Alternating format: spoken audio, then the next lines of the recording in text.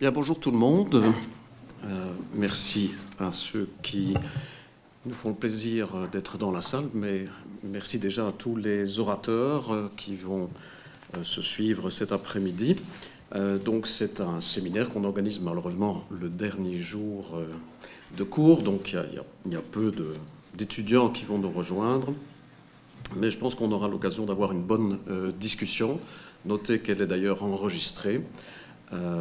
Mais bon, ce seront sans doute essentiellement les exposés qui seront repris éventuellement mis en ligne.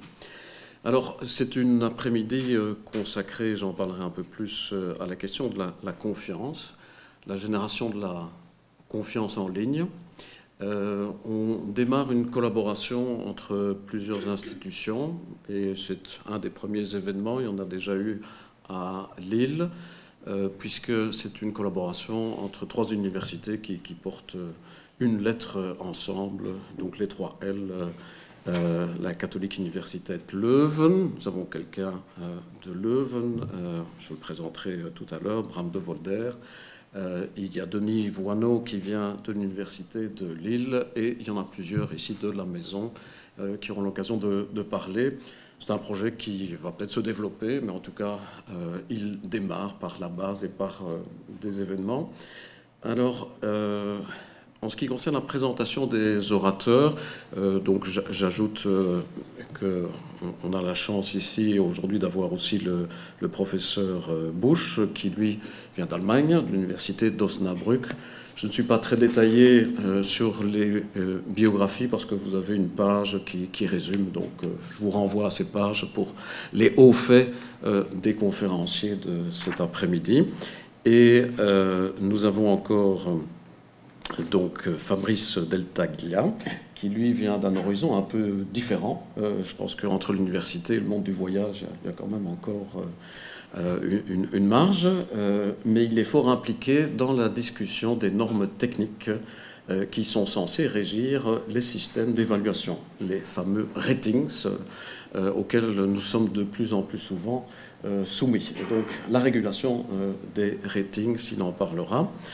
Nous aurons donc, après l'intervention de Christophe Busch et de Fabrice Deltaglia, après la pause, Denis Voineau viendra et on aura d'autres exposés qui sont plus centrés sur le droit peut-être. On va d'abord commencer par réfléchir un peu en dehors du droit avant la pause et puis une dose, je pense, plus importante avec la question des pratiques commerciales déloyales et des systèmes d'évaluation de la réputation.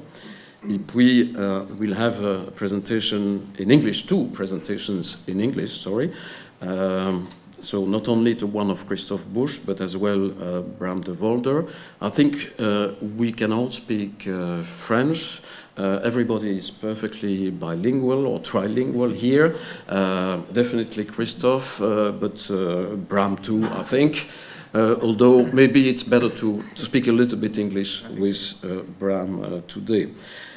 Et on terminera donc par des interventions de chercheurs et chargés de cours maison, Marco Rocca et Céline Wattekamps, qui est assistante ici à l'UCL, qui vont emmener le point de vue du droit du travail. Donc il y aura différents points de vue, les pratiques commerciales déloyales, la responsabilité en ligne et puis la question du droit du travail. Voilà, ça c'est une présentation. Moi je voudrais faire encore quelques mots avant de passer la parole au professeur Busch.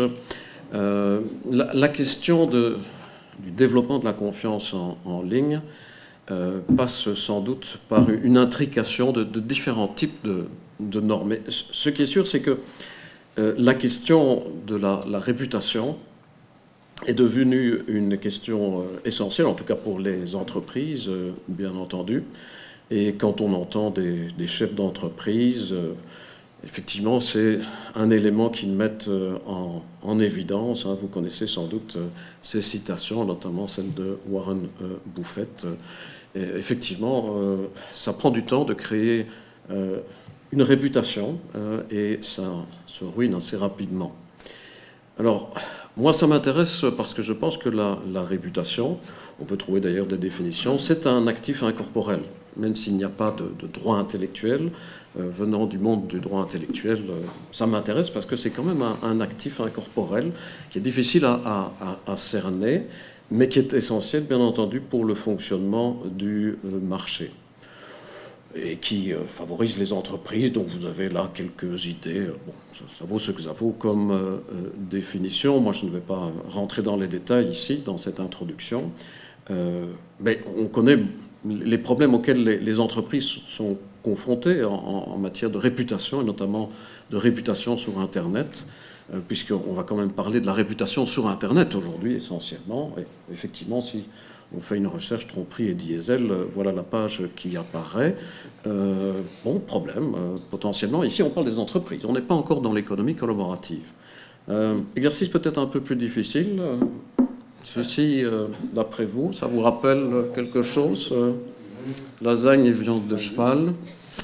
Findus, effectivement, ben, ça s'y trouve encore si on fait une recherche sur Bing, hein, les souvenirs de Findus. Mais ce qui est aussi intéressant dans cette affaire Findus, c'est qu'il y a eu beaucoup d'étapes qui ont suivi le problème de Findus, et on a constaté justement que sur Internet, il y a eu des retournements de situation où Findus lui-même a joué avec la réputation à travers différentes campagnes qui se sont avérées finalement assez positives. Donc le jeu de la réputation est un jeu quand même assez complexe, notamment quand il se joue sur Internet. C'est vrai que Findus avait songé à un moment donné à faire un nettoyage de l'Internet pour éviter toutes ces références, et puis ils se sont dit, et c'était sans doute plus intelligent, on va construire quelque chose avec de nouveaux publicitaires, et donc là vous avez quelques éléments. Bon, ça c'est classique pour les entreprises qu'on connaît. Maintenant passons à l'économie collaborative. Là, les choses sont un peu différentes. Elles sont un peu différentes parce que ce n'est pas des entreprises classiques qui sont en jeu, bien entendu. Ce sont des particuliers, en principe, des particuliers qui deviennent des entreprises. Et donc, effectivement, le monde est un peu différent. Et on va parler de partage, d'entraide, éventuellement. Bon, c'est tout ce qu'il faut penser de l'économie collaborative. Il y a beaucoup de choses à en dire.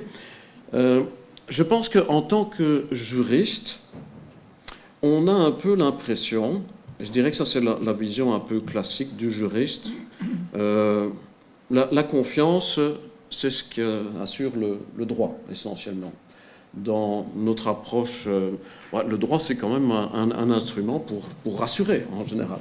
Hein, ça fait partie des fonctions du droit, et notamment pour les acteurs du marché.